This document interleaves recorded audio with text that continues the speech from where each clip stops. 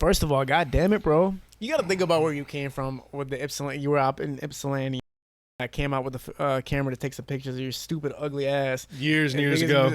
No, I was playing. I knew you had. I drove an hour, and I don't drive an hour for nobody. I don't give a who you are. But I knew, like, yo, Primo is he's gonna be a legendary, part of this industry and shit like that. That's really so nice of you. And then Chopper Lee was there, so I had to meet Chopper Lee at that time. Wah! You feel me? What are you cracking open, man?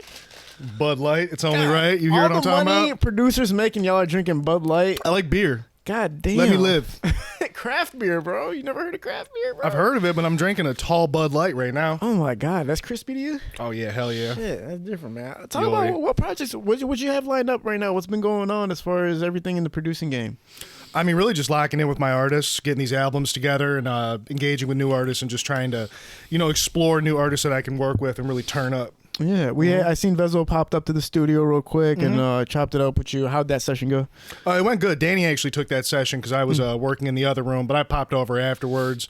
Vez did some really high-end features, fucking sounded amazing. Like that shit he just dropped with Spot 'em Got 'em. He recorded that with us at the Hip Hop Lab. Yeah. And, we just chopped it up, politicked a little bit. Vez is always a good person to see up at the lab. Love seeing Brody. Yeah. Is Babytron working with you guys still consistently? Babytron is there more than anybody. Yeah, okay. He's the most consistent artist I've ever met. Damn near every day working on his music, engineering himself if he doesn't have an engineer available. God damn, he does it himself? Yeah, every day. Shit. Well, how do you engineer yourself? Are you just mixing and mastering basically and shit? No, like essentially how do I explain it? In the first room, you can just turn the monitor, and when you go in the booth, we have a wireless mouse and keyboard, so he just puts it up on the ledge and operates the computer from inside the booth. Oh. And then later on down the line, usually like Danny or Mark will mix the shit down. Right. How many tracks do you think he produces versus actually keeps and like throws them out there? I mean, honestly, it's hard to say. He's probably got the better part of 1,000 or greater songs in Tuck right now. Every day he does at least 2, 3, 4 songs. Man. Damn near every day. That is really fucking incredible how much content that guy can produce, and it's every single piece that's released is solid. Like, there's nothing shaky ever. It's like, damn. No, I mean, the thing is, think about it. The last album he dropped was 27 tracks. A lot of people aren't doing shit like that, but that's on the back of not only extreme talent, but extreme work ethic, which is what really gets you results as a musician. Really anywhere in life, but especially as a musician. You have to have the work ethic to drive you, and he just definitely has it. Yeah. And a lot of it. Yeah, and you're obviously consistently there, and everybody's consistently there to make sure that shit happens and the production's running shit like There's no need to make sure it happens. Yeah. He might hit me up just to disarm the alarm and open up the door so we can go in and get to work. Like he's very self-motivated, self-sufficient, and even if he doesn't have beats from me or Danny or whoever, he just goes in the email and he's got fucking every producer in the world sending him fucking beats on the daily. The Hip Hop Lab, obviously, man, is becoming one of the biggest figures in Detroit platforms. Obviously, it's always been one of the ones, but it's definitely it's being there. How do you feel being a part of it so far? It's an honor. I'm not going to lie. When Lando reached out to me to be a part of the team, I was, for lack of a better word, shocked. But I jumped at it. I'm super, super happy. It's like it's my home away from home. Yeah. And he's allowed me to cater room 2 to, fit my personality more with my artwork in there and my custom plaques and stuff in there and everything I have on the walls, just to make it feel more like home, which is super dope. I really feel like I'm a part of a family up there. Yeah. Yeah. It's crazy because you came from a place where I think it was like 3 guys and you guys were all, were you trying to make it when you were out there? Or what was it kind of the mindset when you were in Ypsilanti before you even touched ground with being directly here in Detroit? I mean, making it is such a relative term. I always just wanted to make music my full-time career. Not necessarily to be the richest, most wealthy, most prominent producer, but just to be able to not work a job and just make my music. And that was the mission out there. You know what I mean? And I was working a job out there up until I started at the Hip Hop Lab. Yeah. But that was always the mission. And, I don't want to talk down on any people at that studio. I wish them nothing but success in the future. I'm being sincere. I'm at a very peaceful place in my life. I wish no bad upon anybody, but they can't fuck with me in terms of work ethic. They couldn't then, they can't now, and they won't in the future. And not to talk down on those motherfuckers, but it is hilarious seeing posts about, because I still follow them because I just forgot to unfollow some of them. Okay. But like the post about you is hilarious because it's almost like the dude who made it, and it's like, you know what I'm saying? Like they look at you as the dude who made it. Like in there, I haven't made it though. I took a necessary step to further my career. Yeah, but you got to look at it from their perspective. Like not making it, nothing's happening versus that guy's definitely fucking on the move, bro. Like, and it's like, trust me, bro. People feel that shit. You know what I'm saying? See, I'm the type of guy where like role reversal. I'm just like, I'm pumping you up. Dude, jump at it. Good job. That's a great opportunity. I'm here for you, whatever the fuck you need. I'm that type of person. Yeah. So it's like, it really smacked me across the face with reality when, you know, the whole situation flipped with those guys. Yeah. You know, one of them literally had the audacity to say to me, anything you can do at that studio, the Hip Hop Lab Records, you can do out here in Ipsy. All right. So you got Vezo coming to that studio. You got Sada coming to that studio. You got Rio and Peasy coming to that. Yeah. Stop playing with me, dog. Yeah. Obviously, man, you know how heavy I fuck with Sada, and seeing you guys collaborate is obviously fucking awesome, and working together. Talk about how that kind of came together. I'm not exactly sure, honestly. I just seen that he followed me one day, so I DM'd him. Like, let me send you some beats. He's like, I need them. Shot me a phone number. I texted him, and he texted me a screenshot. This is actually cool as hell. This made my day. He saved me in his phone under Primo Make History. Yeah. And then I'm just like, yeah, this shit's on the flow. I just started sending beats. I send Scoop beats like at least every other day, if not every day. Yeah.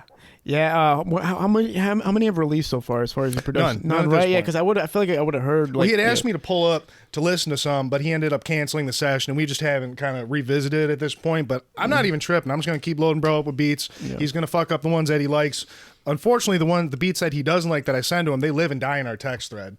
I don't send them to anyone else. They're not in any of my packs. They're for Sada, and if he doesn't want to use them, they're for nobody. Yeah, they're obsolete kind of unless he uses them. That's interesting. Yeah, that's like full investment type shit, is. Dude. Yeah. Mm-hmm. Talk about, obviously, we can talk about Rio a little bit. What that process was like at the time, and how that kind of like, what was the process like at that time? I think initially, Lando had done a deal where Rio was going to do a couple songs, and he gifted him a large amount of studio hours, which were being used by Peasy, Rio, Mike, doing features, solo tracks. They were in the studio with us damn near every day. Yeah. 4 months on end, and those sessions were just so much fun. I love working with Rio and Mike. I loved working with Peasy, Lou Graham. It was a really good time in my career, both for me and Danny, honestly. Like, especially when Fiend Lives Matter dropped. Like, Danny had the first and the last song. I had track 5. We're both elated just to be a part of the project, let alone, you know, the way that he handled the business on the back end. Shout out Rio. I can't get into numbers, but we're very well taken care of on that aspect. Yeah. I remember me and you had talked about that, and he really looked out for you on that. Some people would not do. He looked out for me more than I asked him to. Yeah, man. He truly stood on business. Yeah. That's when you know the belief in the artist. Like, artist as you, I'm calling you an artist, obviously. Like, you're a producer and stuff. Producers are artists, yeah, too. You're an artist. Yeah. When I'm telling you that these guys out there in Ypsilanti are looking at you because they know, like, everybody knows. It doesn't matter if you feel like you're huge right now or not. It's about the fact that you're going to be there, because it's like how rapidly you grew, and people could just tell the content's amazing, and the way you're putting yourself out there and stamping your brand is amazing. It's going to be successful. It's going to be to the point where you're like the next big dog, like big dog. You know what I'm saying?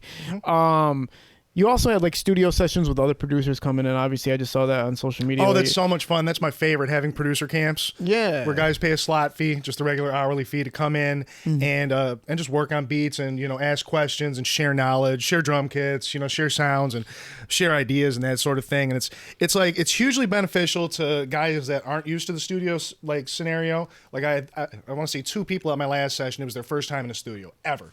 Whoa. They seemed very nervous, but quickly opened up as we started making beats, just chopping it up and having fun. But not only do the producers that come to the session gain knowledge and possibly get placements, but they also help me out a lot too. These guys, especially these rookie producers, a lot of them have great ideas and different ways of approaching production that rub off on me. So it's a mutually beneficial thing. No, that's fucking legendary, bro. It's fun, dude. I love working with producers. I think a lot of people need to kind of take that concept and just do it with everything. Like, directors need to all kind of do it, and rappers need to all kind of do it. I think it's a special thing in the Detroit rap scene where producers don't really have problems with producers. Like, producers just fuck with producers around here. If you make hard beats, if you got a couple credits, or even if you really don't, if your beats are hard and you seem to care and you're a people person and you put some work ethic behind you, like, we're all gonna fuck with you. Like, I damn near guarantee it. There's not a producer in the state that I don't fuck with. Yeah. And that doesn't fuck with me. Now, I think Peasy is getting ready to drop like a whole new project, I'm assuming, because he dropped that single recently. Talk about the process of working with him. Honestly, I didn't really get that close to Peasy. Never exchanged phone numbers or anything like that. It was a pleasure working with him. I'd love to get more work with him in the future, but I'm not the kind of guy who's going to be like, hey, get me through to Peasy type shit. I just wanted to, like, we'll bump into each other when we bump into each other. But working with him, honestly, initially kind of intimidating. He's a very He has kind of like Iceware Vezo energy, where like when you first meet the guy, they're kind of got a shell about him, especially looking at me. I'm a little different looking. I'm a little different of a person, so it might be a little off-putting, but it was a pleasure working with him. But he was in the booth and he had me sweating like, it's game time. I got Peasy in my booth. I got to fucking perform. You know what I mean? Yeah. So it was helpful for me anyways. Helped me be a little less nervous working with bigger artists. Yeah, he's hilarious. I was in the studio with him one time, and he was doing a feature for this artist. It was fucking hilarious because he came in the studio. Peasy comes into the studio. He's ready to go into the booth and record. Yeah. The artist was still recording his part for like an hour. And Peasy, I was surprised how long Peasy was sitting there. He was like looking at his phone. He kept looking up like, when's this dude gonna get the fuck out?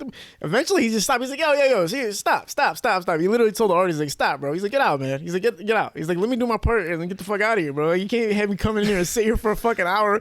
And then the artist was like, oh, can we change the song? Can we do this? He's like, nah, man, have faith in your music. I got you, bro. I got you. Peasy goes inside the booth. Fucking one take, nails this shit. Killer.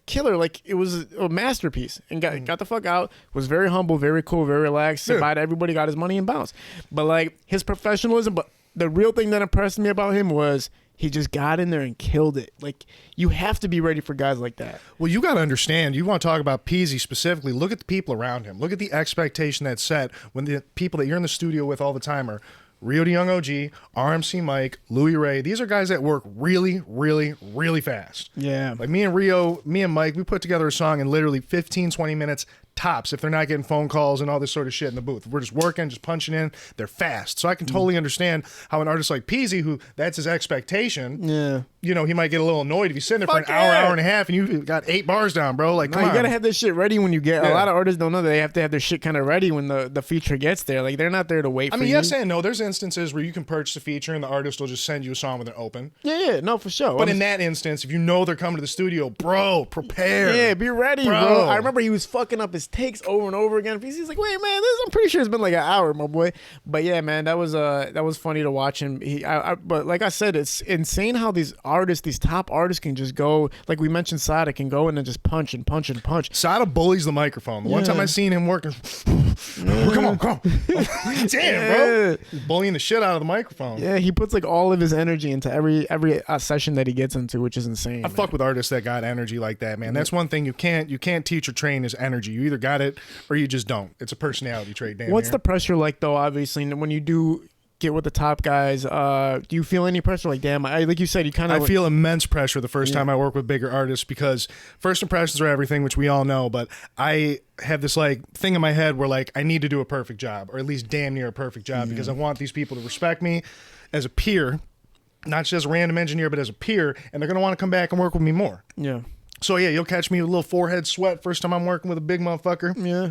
I loosen up, but initially, yeah, it's a lot of pressure. It's kind of how it's supposed to be. I mean, you can't be totally fucking relaxed. Well, it's a privilege. Not everyone gets the privilege to work with these guys. As a producer engineer, like that's what my whole career has been pushing me towards. I appreciate my local artists 100,000%, and I have a lot of them, but working with these big artists whose music I listen to on the daily, yeah, it'll put some pressure on you because it's a privilege. Yeah. Anything comes with that, though. When you're dealing with like the high stakes and you're really at the big table, you're going to think a little bit more. Like you're really going to put yourself into the situation a little bit harder. What's been like the biggest hurdle so far? Do you feel everything's going smooth as planned? Learning how to engineer and sound good. Okay. Biggest hurdle, because immediately I was at the hip hop lab. I'm immediately busy. I'm immediately booked up. I'm immediately taking sessions with bigger artists, and I'm studying every night. I'm in the studio 8-10 hours a day, literally 7 days a week. When I first started, I drive an hour back home to Ypsilanti, and I'm on my fucking phone like a dork. How to get better at Pro Tools, how to mix, how to blah blah blah, learning, just to get on the level. And damn near the first year, I wasn't on the level. Yeah. People were coming to me because it was me, and the beats were hard as hell, and they would tolerate it. But it hit a point where I'm like, I got to get really good at this shit. You know what I mean? So that was the biggest hurdle, really, was just learning to be a proper engineer and make people sound great, and adjusting on the fly to new problems and things that happen as you're engineering a session. Yeah. And there's a lot of them. Yeah. I didn't know that wasn't like something you already had in the portfolio. I never engineered. I mean, I knew how to record myself when I was doing my songs, and I'd pay someone else to mix it on PC. So I had like the very most basic understanding of Pro Tools. And then I was a full-time engineer. Quit my job, I'm doing this full time. So primarily beats is the number one category for you, obviously. Just creating these beats is the number one. But in terms of profitability or my time spent? No, as far as like the knowledgeability that you have. Oh, yeah, definitely. 16 years of experience on that. Yeah. I know how to make some beats. I know my way around a beat. And then second comes, obviously, what would come second to you? Just recording. Restaurant management. Dead ass. Yeah, for real. Because I remember seeing you worked at Tim Hortons, man. It was crazy. And we posted that video and actually I thought I was just joking when I posted that shit. I was like, I flipped that into such a huge positive on my end. I love that. Well, I'm like, Michi said that shit. Oh, I love it here. I love it here. I wasn't trying to diss you when I made it. I didn't even take it like that. It was all good. It was all good. I was like thinking about what Helava had said about you. Now Helava said like how proud of you he was and all that. And I was like, damn, man, that's kind of funny because that dude came in and said you worked at Tim Hortons. I really wish people could see like that's real. And I found the clip of you working at Tim Hortons. I couldn't believe it. I'm sick. Facebook code me. It's on your Instagram actually because you have a lot of posts you don't even know. Yeah, I was scrolling down that bitch forever and there's a video. But anyway, it was funny posting that and seeing how much people care. Your fan base is really Your fan base really fucks with you. Like really, really fucks with you. It's weird, isn't it? Not really, because I know why, obviously. But why? Because I think you bring like this humbleness and this like kind of easygoing aspect to something that's so still very tough, which is the entertainment industry, the hip hop industry, especially in Detroit. So it's like kind of that relief. Like, damn, man, we can have fun. Like watching Primo's fun, but then we can also learn from Primo, and we can also like realize he's making heavy and hard ass beats, trap rap beats, or all types of these beats. The heaviest. Yeah, the heaviest hardest beats. So it's like it's a good balance between easefulness, but staying at the same time we're in Detroit, we're making crazy ass music and shit. You know what I'm saying? I can appreciate that. You know what I'm saying? Yeah. So I think it's good. Your fan base is so strong. Like I said, like anything you post or anything you say or anything you do, everybody's backing you up. You'll make a PSA. Everybody's fucking with what the fuck you're talking about. They really take it. But then you'll make something funny and silly, just something Yoey shit. I don't know what the fuck Yoey is. I still don't know what Yoey is either. Shout out Danny G Beats. Yeah. I love with you. I mean, just to kind of riff on what you just said, like in terms of the coaching posts that I put up, like professionally when I was running a restaurant, the number one thing you do running a restaurant is train and develop your team. You coach. I don't have that in my life anymore. So social media has become my outlet with the production and the artist community to where I can, with my limited knowledge, just a few things I do know for sure, that I can impart that knowledge on people and either help them have a better day or do better in their career or just make better music in general. That's my outlet for coaching because that has always been a really big part of my adult life. It's very, very important to me. Yeah, and then spreading this knowledge, obviously, to these youngsters. Each one teach one. Yeah, because even in that video with you working at Tim Hortons, like you could see, like you were in focus mode, even though when you were talking to the camera, like there was a side of you, the intellectual side and like just precision, like knowing what I knew what was going on in my drive-thru. I knew what the timer was going on. I knew how long the people were at the front counter. I knew how many tables were dirty in the dining room. I'm 360 awareness of the restaurant. Yeah, your responsibility level. Making my little video for Memorial Day or whatever. Your responsibility level's high, so there's obviously a balance there and a structure there. Talk about there's a lot of producers coming around. I think, is Energy from Detroit? No, Energy's from I want to say Beecher, but if not Beecher, Flint. But I'm pretty sure he's from Beecher. I think Crispy Life said something in an interview or maybe in person. I recall hearing that from Crispy Life. Pretty sure he's from Beecher. Yeah, we have producers like that. And we got like Lead Chopping and stuff like that, and just a lot of other, obviously Halava and everybody just really killing it with these beats. You know, I make a lot of posts about producers. People don't even know. I'm like on my lives, I always talk about producers, and I feel like producers are making anybody sound good to some degree. Obviously, there's very talented artists, and you guys. It's the engineers. Yeah. Okay. Well, the beat has a huge part to do with it. Obviously, though, like coming together and making it sound reasonable. Like, because people are saying ride the beat these days. Like, just ride the beat, just ride the beat. Well, guess what? That means the song's really about the beat, in my opinion, right? It's been that way since, like, you think back in the mid 2000s or early 2010s, like when Rick Ross was dropping BMF, like along those lines. That's when like the producer became more in the forefront. You know, Lex Luger, Southside, TM88, guys like that, and Metro Boomin, guys like that really made producers stars. Yes. When you start seeing songs featuring Metro Boomin, but he just produced the track type shit. You know what I mean? So I feel like the producer is a little more prominent in the scene nowadays. Not so much like more prominent than the artist, but more prominent than we used to be. Yeah. You know what I mean? So yeah, the beats, it's important. It's a 50-50 stake in the song at this point. Yeah, it really is. But now I think it's becoming, it always, like you said, has been. It could be more, man, really, if you think about it. Because all artists really has to do is either ride the beat or do something very intricate, or his lyrics have to be heavy. But if that beat's slamming, you can kind of say some bullshit on a track. you can kind of get away with some bullshit. Yeah. As an artist. I've heard people do some terrible songs on energy beats, bro. Like, I'm talking, said some bullshit, but man, it was rocking, bro. Yeah. That beat was hard as hell. So what, you know what I'm saying? Doesn't that just mean that the producers deserve more shine as much as the artists in this, like, you know what I'm saying? Like, I feel like in a lot of cases, the producers get more shine than the artists that they work with. Word. Except for like the big top tier artists. you might be right about that. Like, think about, I'll bring back energy. I'll bet you at least 6,000 to 10,000 people have rapped on his beats, conservatively. I don't have access to his numbers, but let's say 10,000, okay? Yeah. Out of those 10,000, I bet he's more well-known than 9,999. You know what? You're actually right. You're actually right. Because when people hear those tags in the beginning, you know some shit's about to go down based on who the fuck you're listening to. Yeah. And you're right. They produce so much music, so many beats that we're forgetting that 99% of those artists don't even get this shit out there. Like, nobody gives a fuck about that song because the rappers, you know, not They might established. drop it on SoundCloud and Whatever. Or whatever. Yeah, they just not good. Maybe they're just not good rappers. But like, you're right though. If you hear Hellava made this beat, or if you hear like, you know, Instantly. Jose on the plug, you know what I'm saying? Jose So the plug. yeah, so you're right. Producers are getting a lot of fucking credit. Fuck yeah, They're not getting like rapper status shit, whereas like you walk around in the club and everybody knows who you are all the time. But that's why you're lucky. You got the image that you put out. Obviously, you got the hair that everybody knows who the fuck you are immediately. Blessing and a curse. I can't go anywhere. Word. I mean, yeah. Fuck yeah, you can't go anywhere. Yeah. I mean, I can. It's just like, I'll be at the grocery store, like, getting some fucking toilet paper. Yeah. Yo, it's Primo Beats, bitch. Yeah. Thank you. Like, With me, it's a double check usually. Like, they're like, I'm pretty sure you're that dude. And I say because I'm Kel Dean, like, you know, a lot of people, a lot of Kel Deans look like me. But like, I'm pretty sure it's that dude. But with Primo, I know for sure when they see you, it's automatic. Like, yo, that's who. Now, when I was rocking the fake Gucci bag, damn, I shouldn't have said that. When I was rocking the fake Louis bag. Don't cut that all out. right, it's fake, man. The Louis bag is fake, all right? fuck motherfuckers. The Louis bag was fake. There's nothing I can say. Fuck, baby, fuck. Well, that was the only time people knew. That's the only time motherfuckers knew.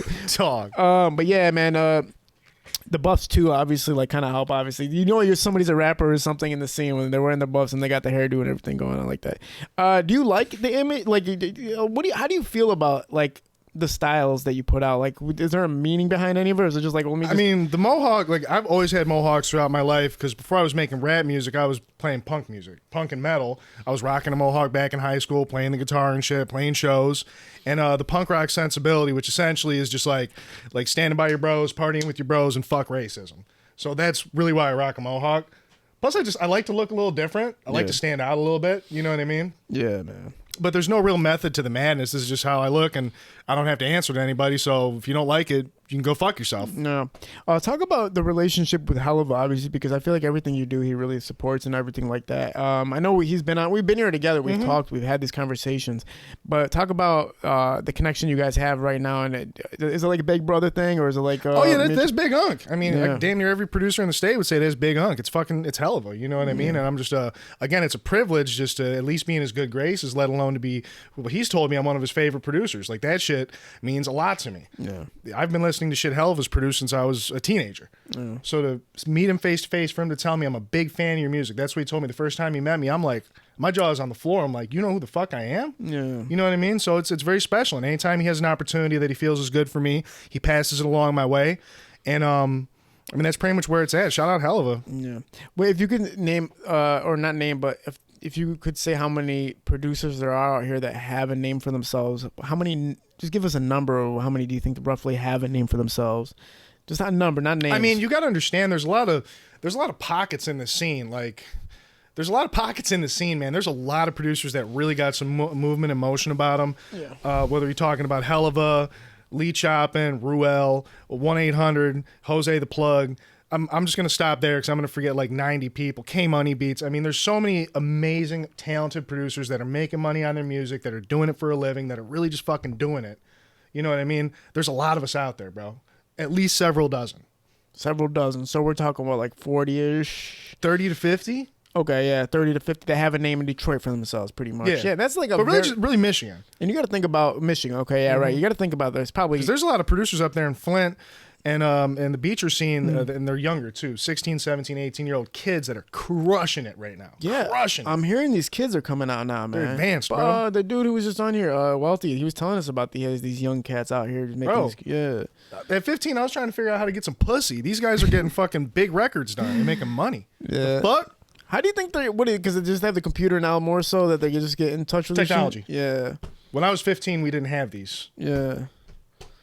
That's the ticket. Technology. Yeah. Absolutely. Yeah, it's in their fucking hands now.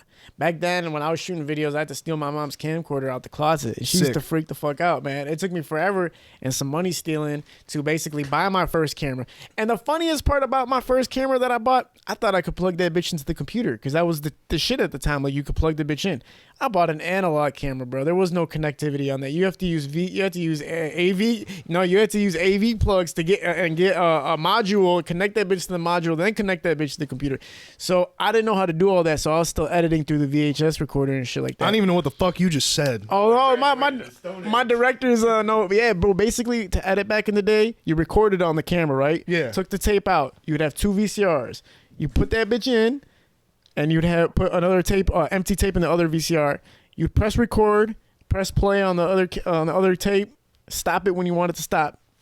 That's how you edit it. So that's how you edited shit back in the day. That sounds like a pain in the ass. It was crazy, and you fucked up. You had to reset the tape. I never forget that shit. I was doing that in weddings because I used to film weddings. I was doing that. Oh my god, bro, it was a headache. You look like you film weddings. I used to, yeah. I see you in a tuxedo. Yeah, I have a picture. You'll never believe that it's me, bro. I swear. Like, you'd be like, what the fuck? But I hated that shit. Shooting weddings is basically second place to hell. Did you ever fuck a bridesmaid?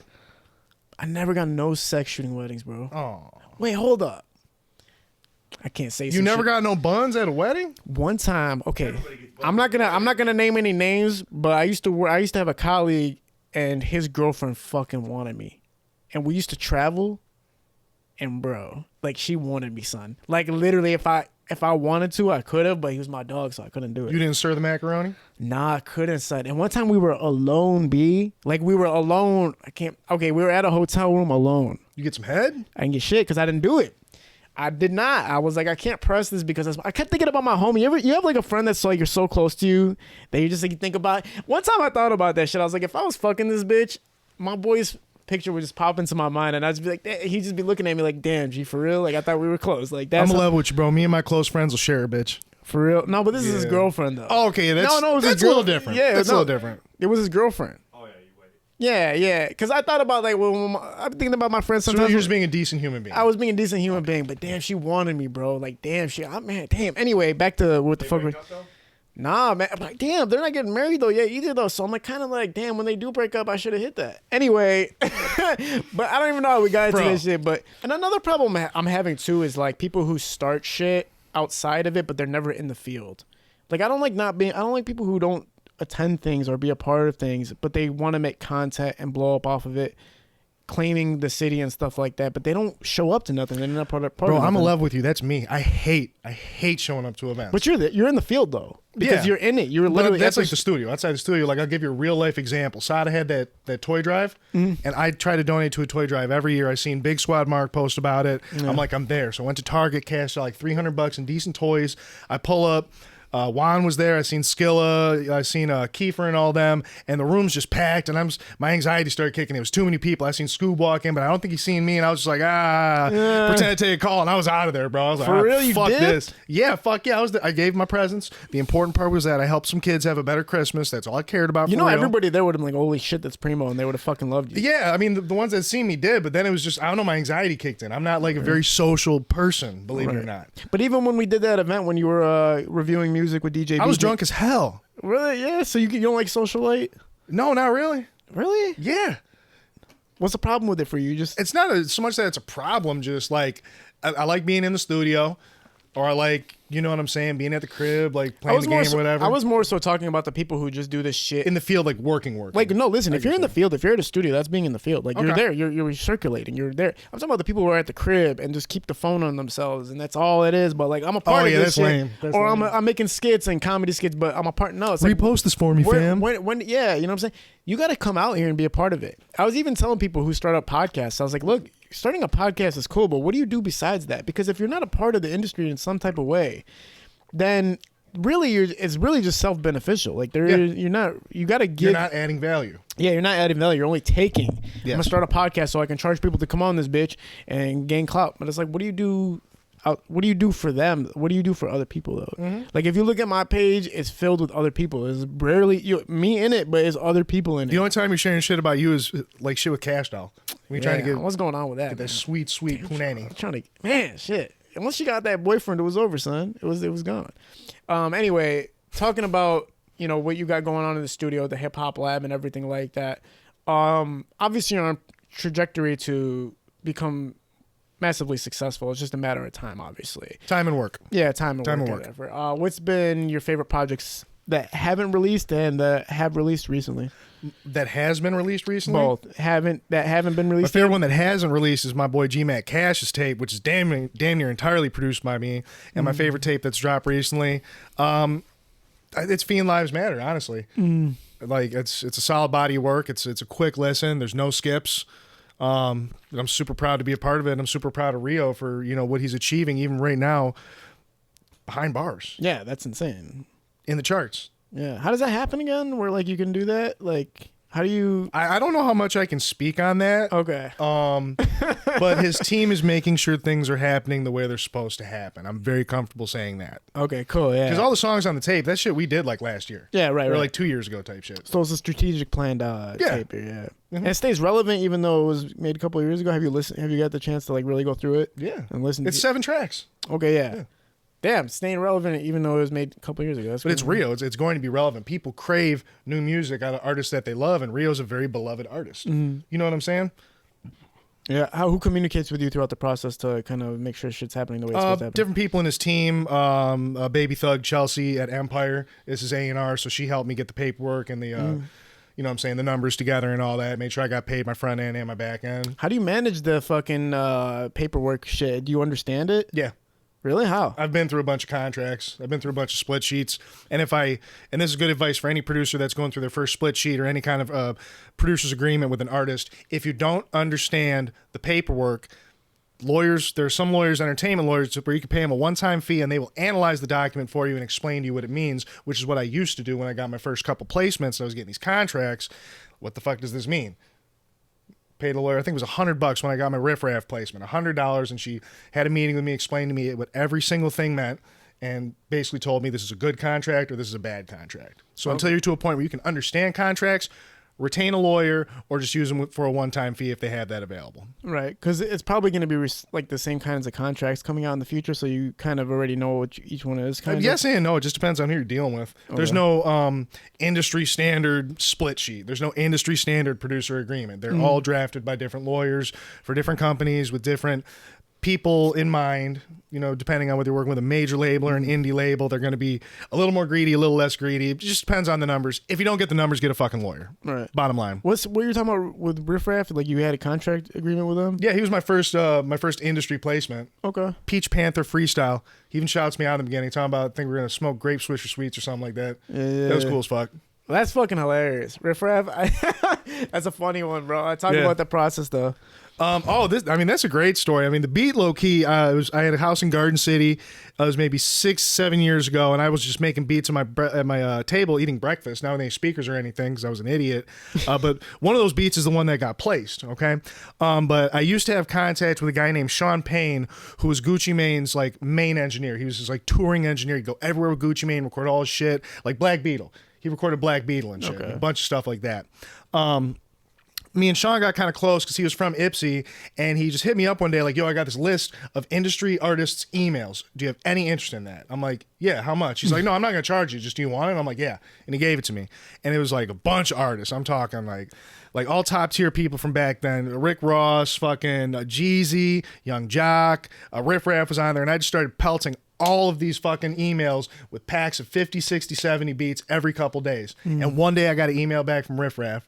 Said, yo, don't do anything with this one. I'm going to have the song done in a couple days, and I'm going to have my manager reach out to you for the contract. It's going on my album. Wow. Yeah, crazy. Never met the guy. Never talked to him except through email. Damn. But yeah, that was the 1 in a million placement that I landed. Now, how do you have all these beats collected? Like, if you're sending them to all these fucking artists, right? That must mean you had 1,000 beats ready or something like that? Yeah. Holy shit. I make thousands of beats every year. Wow. Holy shit. And those beats that nothing happened, did you get to use those beats after, or did you just say they're gone now? They're just in the archive forever. I just keep making new ones because you got to understand, like, it's fucked up. Like, an artist listening to your beats, they don't care when you made the beat, but like a producer listening to their beats, a lot of times if it's like a month or two old, fuck that beat, that's old, I'm doing this now, and I got this new shit and blah blah blah. Artists don't really care at the end of the day, but as producers, we're kind of divas sometimes. And like even Jug, he was talking about, I still got some beats from back then. I said, fuck them beats. Like, I'm gonna get you some new beats tomorrow. Yeah. Type shit. You know what I mean? Yeah. Oh, that's crazy. Yeah, because I remember you telling me you can make a beat in like 5 minutes. Average. Well, I got a new mixing process, so I'm up to like 7 to 8 minutes for a beat, but that's still pretty fast. Yeah. At the producer cook up, I was doing beats and doing collabs, and they were all like mystified. The guys that hadn't seen me work, like, how'd you just do that? I'm like, I don't know. Like, this is how I make beats. What is the general timing for a producer to make a beat? And I know it's all different, but like, I don't know, dude. Yeah. It used to take me a couple days, and then it took me a couple hours, and then it took me a little less. It just depends on if you put your 10,000 hours in once or twice or 3 times. You put your 10,000 in, you think? Multiple times. Yeah, okay. So you're a professional. Obviously, you've done proficient. It. Yeah, professional. Professional. I like it.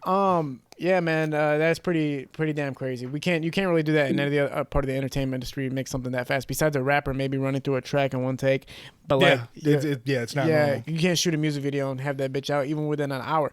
Actually, only Zay Primo said he shot Block's Party and released it 4 hours later or something like that. I believe that. Yeah, that was crazy. I believe that based on his catalog.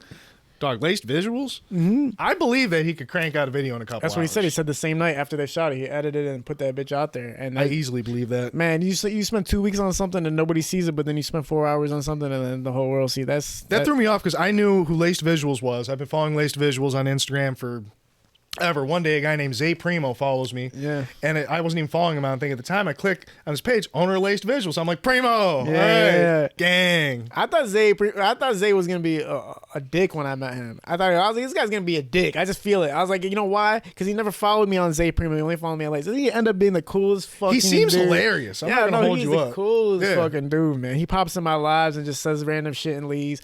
But like, he is really, really fucking cool, man. I know recently he was talking about like his credit and stuff like that, and he feels like he felt like he deserved more under the Lace Visuals brand. But it feels like the saturation of all these new directors coming and everybody trying to take the spotlight made it a little bit harder. I don't think they're trying to take the spotlight. I think they're just working. No, they're just working. Natural evolution of the scene, man. Yeah. They're just working. The competition is like rampant and it's very high. And I'm hearing like crazy. I can't even talk about some stories I've been hearing about what's going on in the industry with the director scene is concerned. But I do know that people are chasing the bag, and as they rightfully should. But I also am hearing like, actually, I'm gonna have to cut this part out because me and Kiefer agreed not to talk about this. Anyway, me and Kiefer just had the longest talk today about not talking about this. I got to cut this part out. That's fine. Okay, Slate. Anyway, George Bush doesn't care about black people. That was the funniest shit because you remember Mike Myers' face, bro. Mike, bro. you know what? Kanye is my favorite person in the history of humanity. Yeah. I'm sorry, Ye. He changed it. Ye. Yeah. Ye is my favorite fucking person in the history of all humanity. Yeah. On all aspects of humanity. Yeah. Fuck the music shit. Ye. That was the funniest shit ever, though. If you look at Mike Myers' face, a lot of people don't understand Mike Myers' face. It wasn't just he was shocked at what the hell Kanye said. The real thing is, like, I'm standing next to a motherfucker that just said that. I'm a part of this now. That's kind of what was real. He was thinking of, Mike Myers at that moment was thinking of all the PR shit he's going to have to do to make sure people know he had nothing to do with that happening.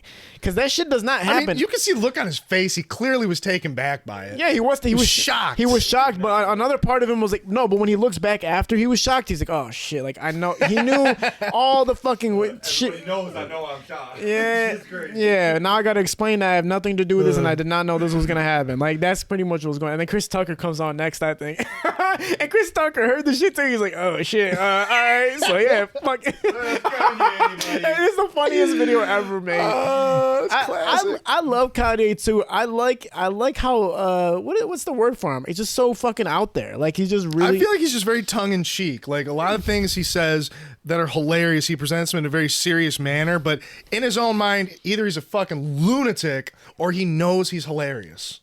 Yeah, I don't know. both. I don't know. Was that shit true about him like being in the bushes and like hiding outside of his ex? No. Was that a joke? That was reported by like the Sun or some shit. It was hilarious. That was a tabloid. I thought that shit was real. I was like, that's real. That's how you know everybody thinks Kanye is crazy, because it's like I believed it. I was like, oh damn, Kanye, I would have done that too. But you don't think Kim K has security around her property that would notice a man in the bush?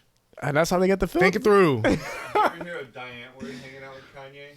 No. Oh my god, dude! If you ever get a chance, go on YouTube, look up Diane Ward. That's another weird ass. Text me that later. Yeah, that's another weird dude. Is Diane? You know Diane Ward? I have no idea who that is. The dude who he looks like a man. You wouldn't know unless you know. South African rappers that look like fucking meth heads. Oh, dude, you got to check that. Yeah, out. that sounds right up my alley. Oh man, Yeah, they're different. I'm playing one song for they're you. Hold on. artistically trashy. No, but you got to just look at him one time, Primo, because Dude. you're gonna actually fall in love. This is the Zephyr song is the first. Tell you on that, it's unreal. What the fuck did I just watch? You don't like that shit? And Nick sent me the link, so I'm Anyway, gonna get fuck high it. later Yeah, and check that out. Man, just fuck with it just from send Stone. it. Just send it to his. This is more like what they're actually. Man, fuck that. I'm not trying to hear that. Now that I remember what the fuck they are, I don't even want to fucking. Man, at the end of the day, that was trend-setting shit that they did. Okay. That was it in the 90s or some shit? No, this is No, like this is modern, dude. 7 years ago, maybe less. Like this is 2000. Like, Really? Yeah, All right. Yeah. Shout out them. yeah. I can appreciate different. Yeah, but that was one of those trendsetters for me, man. But yeah, I feel like in Detroit it's kind of crazy because Babytron was like, he is a trendsetter, like, which is insane. And you get to work with him personally, and obviously, and I spend a bunch of time with him. I see Tron more than I see my fucking family. Yeah, you know what I'm saying. The interesting part is like he's not. I don't think globally, like, you know, he hasn't hit that like global thing yet. Well, he's known globally. He's national for sure. He's a national artist at this point for sure. Yeah. But I don't know if they're listening to Babytron in fucking Japan or Germany. I mean, they might be. But do you think where do you think he's going to be able to be like the next big like thing? I think Tron's he's gonna be one of the biggest, one Yeah. of the biggest of his generation, hands the fuck down. How many styles does he have? Because I feel like when I listen Many. to really, yeah, because A lot of people really associate Tron and the Shitty Boys in general with that super fast flow, which they definitely have. It's impressive to be sure, but you know, they also rap on slow stuff. Stan has like I think a whole tape of like auto-tune shit that he's doing. Like they're versatile artists, all three of them. You know what I mean? Yeah. So I don't like necessarily like shout out Tron, but I don't like talking about Tron without talking about Stan and D, because really they are a unit.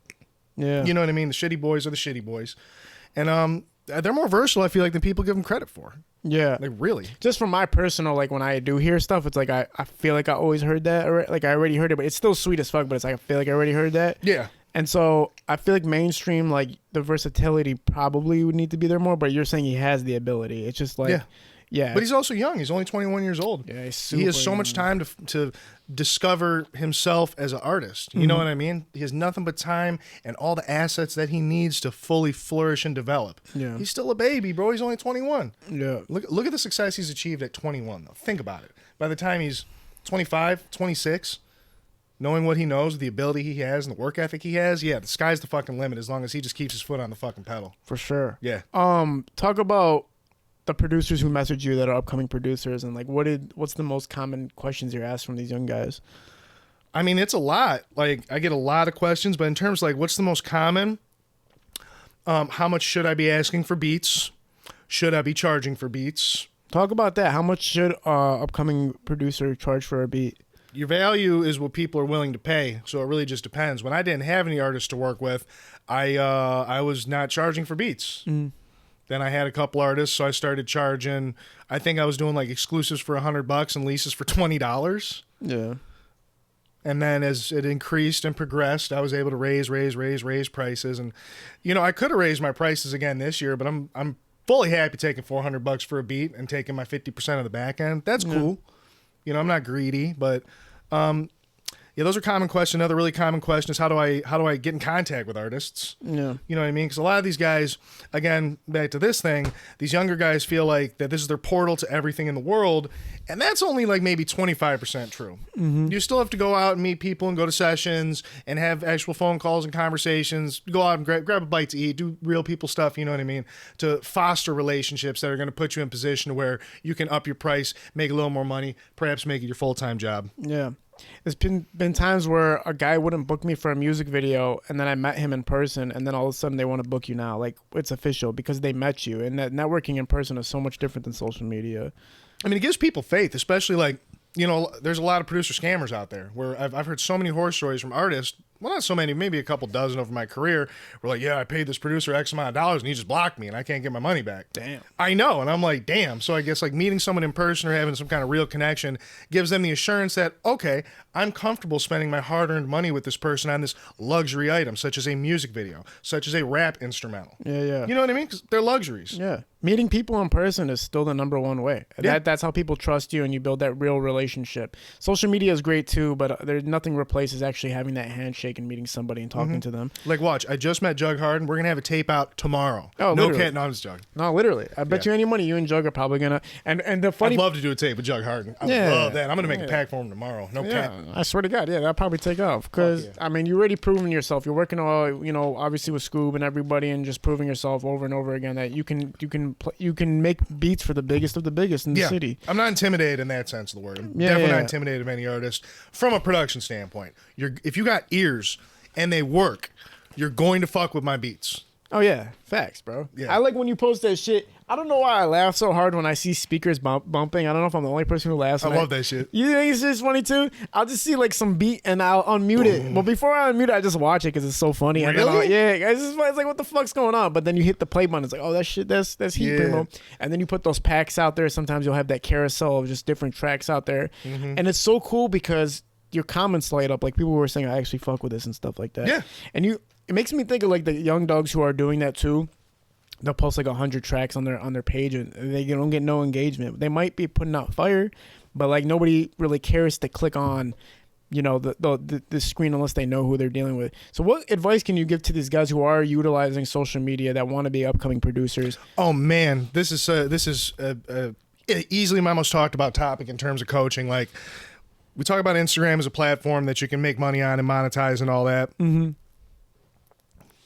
That's a weird text. In any case, you want to make sure to introduce your personality. Like a lot of times these producers will ask me, like, I'm getting no engagement, I'm not selling beats, blah, blah, blah. I click on their page and it's all snippets. Nothing about you as a person. It's just snippets. At that point, you're not a person. You're a service. Mm-hmm. You know what I mean? Like you can have the hardest beats in the world, but if people don't fuck with you, it's not going to make a difference. So you need to learn to be comfortable with yourself, leverage your personality a little bit, and combine that with having amazing instrumentals that are recording ready for artists. Yeah. Sell yourself. The product sells itself. Yeah. And you got to look at, just to use an example, Michael Jordan, right? Think about the shoe. Like that's the #1 sold shoe in the world right now, right? The Air Jordans are the #1 sold shoe. But it's because of who is behind it, not just because the shoe's there. Yeah. So like the guys are posting these snippet clips of your beats on there, but there's nothing like who's making it. No like, substance behind it. Yeah, no substance behind it. Personality is huge. People don't realize it. People wear masks because they're afraid. Not talking about Shy Killer. I fuck with Shy. I know the strategy behind that. But there's people who wear masks or they'll hide their face and not show shit about themselves. And they don't want to be in it. They want to be in it, but not be in it. It's so weird. It's like they want to be a part of it, but they don't want anybody to know. I don't think it's weird. I feel like some people like you and I, we're very comfortable displaying ourselves publicly. Yeah. Some people are just more private. That's okay. I agree with that. Yeah. Like that marshmallow face dude, he's blowing up off that shit. What's that dude with that marshmallow shit? Marshmallow. Oh, he's worldwide. His name's Marshmallow. He's a superstar. What a genius, bro. His name's Marshmallow. Andy put a marshmallow on his head. That's brilliant. And he's fire. His production's amazing. I don't even like EDM. I really don't, but I'll listen to some Marshmallow shit, hands down. Who are your favorite producers right now? Like overall? Yeah. Like in the world? Anything. Wow, that's a loaded question. I mean, I got to go with the people that made me want to be a great producer and say Southside from 808 Mafia, Lex Luger, and TM88. Hell of a drives me. I really though, it's a lot of producers in Michigan that are really pushing me right now. That I feel like they're really putting a lot of motivation behind me, working their asses off. Lee Choppin, Jose the Plug, P Dot going crazy with Cash Kid. I mean, the list goes on. But I mean, you talk about my favorite of all time. Southside, Lex Luger, Kanye West. I love that you said Lee Choppin first when we're talking about Detroit because I always message Lee Choppin or I'll make a story post about him after I heard his beat. He's so fire. Dude, and he's such an upstanding person too. He came to cook up with me one day, find out he's like a full-time student as well, as he's balancing his music relationships, as he's dropping these records. And he's a stand-up fucking guy. Yeah. I like the guy. Why wouldn't you want to work with him? Yeah. And his beats are hard as fuck. Yeah, man. I seen his college post. That shit's hilarious. Like, nobody in this motherfucker knows who I am. Like, they don't know I make the hardest beats in the classroom. Man, but I think about it, though, I got so much respect for that. You're managing, you being a student full time over something that you care about, and you're a poppin' record producer in the city. That's a workload right there. Facts, bro. Yeah, doing anything besides the main objective is always going to be harder. You know what I'm saying? When was the moment you knew you could quit your job? When Lando offered me the spot at the Hip Hop Lab, it was over. You just knew I'm quitting. I put in my 2 weeks the next day. Yeah. Easiest choice of my life. And here's the funny part. So I put in my 2 weeks because I'm polite and I was upper management. My area director has a meeting with me the next day. Says, hey, we'll offer you an extra $20,000 a year on your salary to stay. You know what I told her? What? Why didn't you offer me that initially when you gave me this position? Woo! I'm still on good terms. I can go back if I want to. 'Cause you don't ever have to, obviously. I mean, no, but worst comes to worst, I can go back. Yeah. They loved me at the company. It was a great company, too. I'm not even going to talk bad about, I was about to say the name of the company. I'm not going to do that. But Taco Bell, yeah. No, shut the fuck up. No, it was a great company. They took care of me and they cared about my work-life balance and they were sad to see me go, but they weren't like. Do you think you'd ever have to go back to work? No. You don't even think that for a second. I'm too much of a hustler to have to go back to work. Yeah. Nothing, you just can't even think about it, right? Man, sometimes I'll sit there and be like, damn, bro. Shit don't work. Had that anxiety time to time. It keeps you tight. Yeah, it keeps you tight. You be like laying in bed, like you just start having like nightmares about working, like taking out the trash and shit, washing dishes. Like, oh shit, like I'm not going back to that. What if I got to run dish tank again because my dishwasher called off? Can you imagine going back to a 9 to 5, bro? I'd be pissed, bro. I'd be super mad. Actually, no, I mean, I don't know. Like there was a positive in working a job that it gave me regularity in my schedule, and like I knew what I was doing day in day out. Like now I do whatever the fuck I want whenever. And some days that's cool. Some days it's really boring. Yeah, you know what I'm saying, man. But like imagine taking out the trash and then like you're smoking a cigarette on the way out, and then somebody's like, "Oh, you used to be Primo Beats." Like, oh, I'd be sick. These trash bags that are filled with beats. Like, but even if I had to go back to a job, it doesn't mean I'd stop making music. That just means that I'm not hustling right. My producer hustle ain't turned up all the way like it should be. Yeah. Yeah. I know some people like that, bro. I know some people who like had all the stardom and now they're like, they're back to working the job that they had before they blew up and shit. Hey, you got to take care of your life, man. You got to pay your bills because being homeless is always an option. No, but the spinner onto that is like you should have taken advantage of that shit harder when you were there. Fuck you yeah. know what I'm saying? Fuck yeah. Opportunities are golden and they're fleeting. Yeah. You can get taken up. Okay, for sure. Yeah, we can get taken off by anybody. You know what I'm saying? You can get taken off by anybody. Anybody can knock you off. Or not only that, but you could just like lose steam. Maybe run out of fucking ideas. You don't fucking know. If you're an entrepreneur, you need to be self-motivated at all times. There's no ifs, ands, or buts about it. There's no options. Because if you ain't got that self-motivation, that hustle in you, that drive to constantly be profitable. How else can I make money? How can I make more money? How can I further monetize? If you ain't got that in you, it ain't for you to be an entrepreneur at all. Yeah. And that's okay. It's not meant for everybody.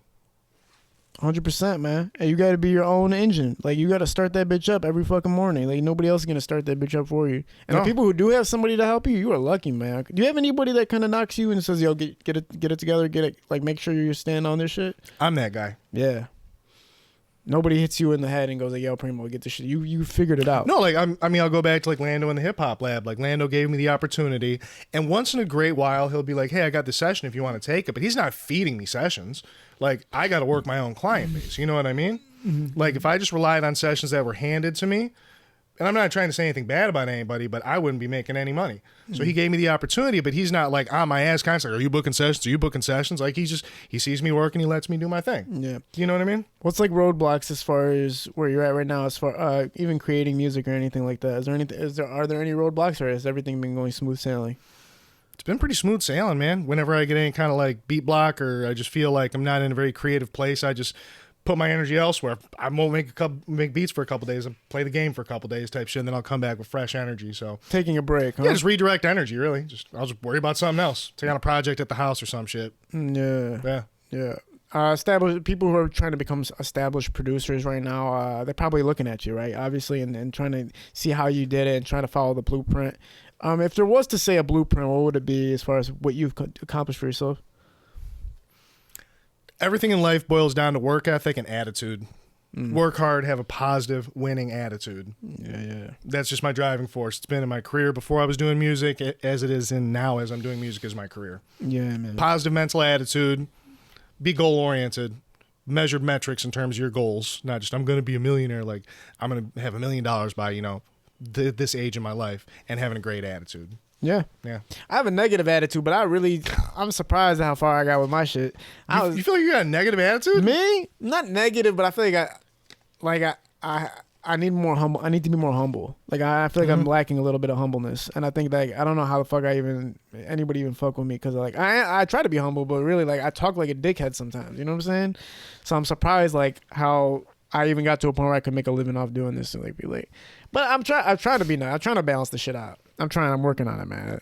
It's not that I'm not humble in the sense that like I think I'm better than anybody. I really don't. I just talk like a dick because I need to pay more attention when I talk. I think it's a Kel Dean thing. It is. I think it's a Kel Dean thing. It is a Kel Dean all my thing. Kel Dean friends are dickheads. I love them for it, but man, like they're dicks. all dickheads. Yeah, because Habibi. Just because the way we talk, because the way we grew up was like, you know what I'm saying? We always trying to push each other, and any bullshit we see, we chop you up on that. Like, get your shit together. Get your shit together. You know on what your I'm saying? ass. And we wouldn't be nice about it either. Like, we wouldn't be nice about saying get it together. My uncle, like, would call us losers and shit.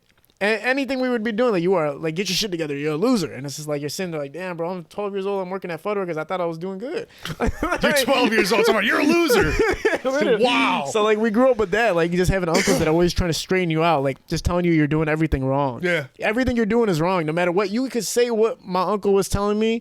You could say the same thing he said. And he'll say, no, you're wrong. This is how you do it. Like, literally, my uncle would say, he has an accent. Listen, everything you're doing is wrong, goddammit. Like, you're stupid. You don't know what you're doing. Do it right next time. And then you're just, like, sitting like, damn, bro, I really tried my hardest with this shit. And they still shut you down. So that's kind of where I got, like, that aggressiveness from and all that shit. Hey, does this have anything to do with you? It's P-Dot. P-Dot. Okay, yeah. Oh, yeah. Okay. Is he next? Yeah. No. Oh! Yeah. Oh, I'm no, sick. He's not next here. This is his studio. Oh, shit. Oh, okay. Yeah, we probably have to bounce. Oh, shit. Yeah, it's like 10:30. It's Primo Beats, you little bitch. Let's Thanks for get out, tuning man. Fuck in, you talking pussy. about. We're doing this again. Peace.